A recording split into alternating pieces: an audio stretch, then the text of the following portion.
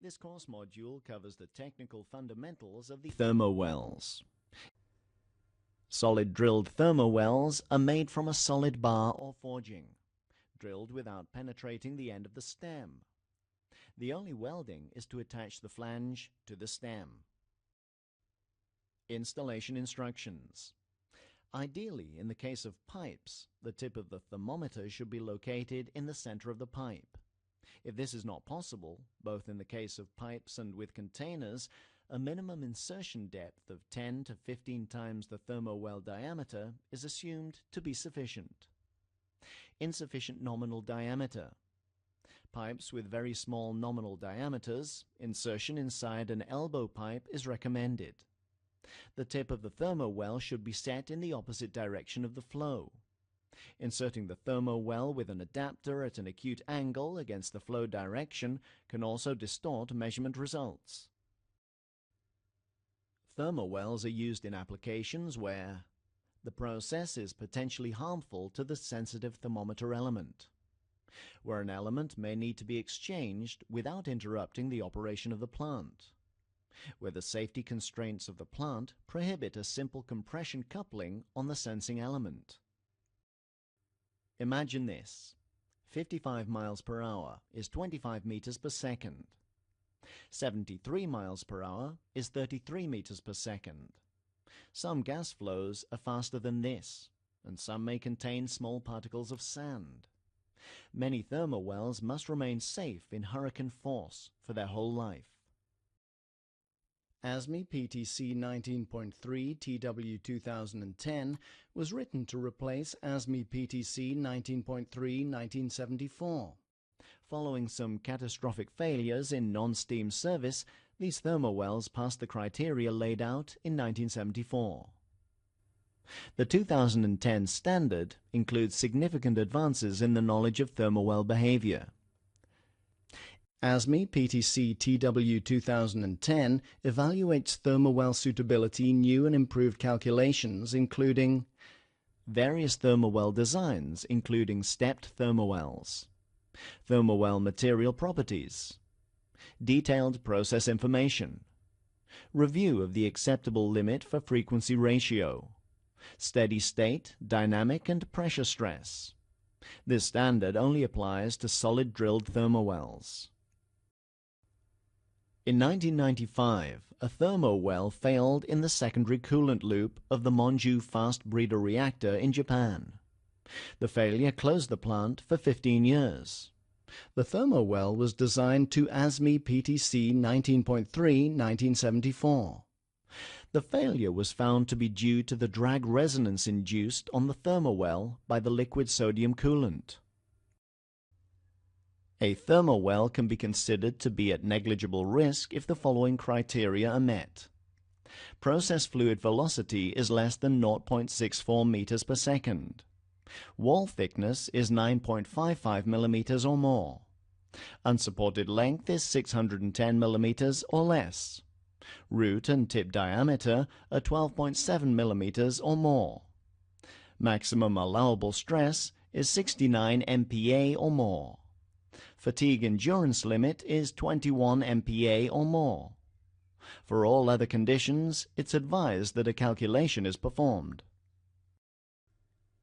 Thermowells protect temperature sensors from direct contact with the process fluid, but once inserted into the process, the thermowell can obstruct flow around it, leading to a drop in pressure.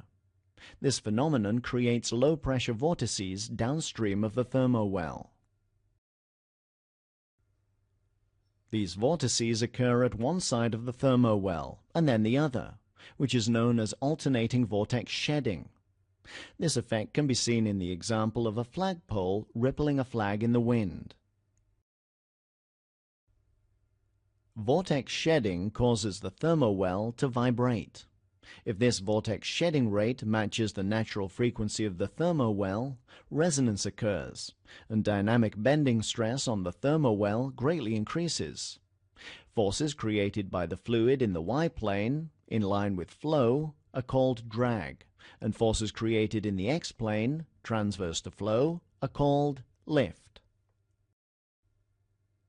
Where the induced frequency meets the natural frequency of the thermowell, the amplitude of vibration increases rapidly. The drag frequency induced is twice that of the lift frequency induced.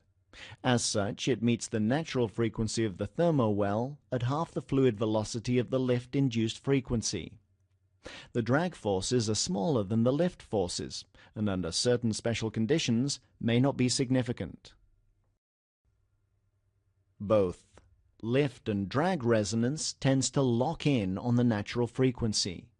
The low damping of thermowells exaggerates this effect. The frequency ratio is the ratio between the vortex shedding rate and the installed natural frequency. In the old standard, the frequency ratio limit was set to 0.8. This was to avoid the critical resonance caused by the transverse lift forces. The frequency limit ratio is set today at either 0.4 or 0.8. The criteria for which limit to use is defined in ASME PTC 19.3 TW 2010. The thermowell is an unsupported beam, and as such the stresses concentrate at the root of the stem. All of the calculations needed to perform a stress calculation are included in the stress calculator. Trained engineers are able to perform these calculations when they are given all the relevant process data. There are 4 criteria for a thermowell to pass evaluation to PTC 19.3 TW 2010. All 4 of the criteria need to be evaluated, and all 4 need to be passed. Frequency limit. The resonance frequency of the thermowell shall be sufficiently high so that distractive oscillations are not excited by the fluid flow. Dynamic stress limit. The maximum primary dynamic stress shall not exceed the allowable fatigue stress limit. Static stress limit. The maximum steady-state stress on the thermowell shall not exceed the allowable stress, determined by the von Mises criteria. Hydrostatic pressure limit.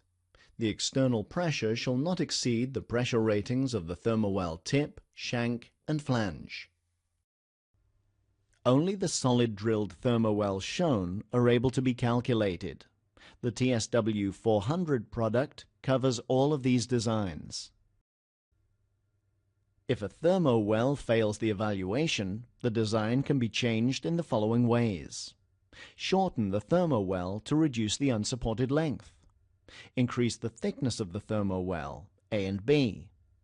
A velocity collar can be added to reduce the unsupported length, although this is not generally recommended. A velocity collar is used to provide a rigid support to the thermowell and will work only if there is an interference fit between the standoff wall and the collar. Care must be taken to ensure the collar meets the standoff wall at installation and is not affected by corrosion. If a velocity collar is the only viable solution, it is the responsibility of the operator to ensure there is an interference fit between the standoff wall and the velocity collar. Critical controls are total material traceability from the producing mill and the forging house, dimensional controls and verification, internal and external, welding procedural and qualification controls, pressure test. Desirable controls are positive material identification, non-destructive testing, dye penetration testing, ultrasonic testing, radiography, X-ray, gamma ray, pressure test, surface preparation, and passivation. The goal of all involved with thermowells is simple: absolute confidence in a safe and reliable product, confidence in keeping people safe, safe plant and infrastructure, maximum productivity, preserving reputation, and keeping all this running. Now let's summarize this learning module. So, what have you learned so far? Thermowells have to survive harsh conditions. An ASME standard exists for thermowell stress calculation. This standard only applies to solid drilled thermowells. All Thermowells are designed and manufactured in accordance with all relevant standards to ensure that people, plant, and the environment remain safe. The Thermowells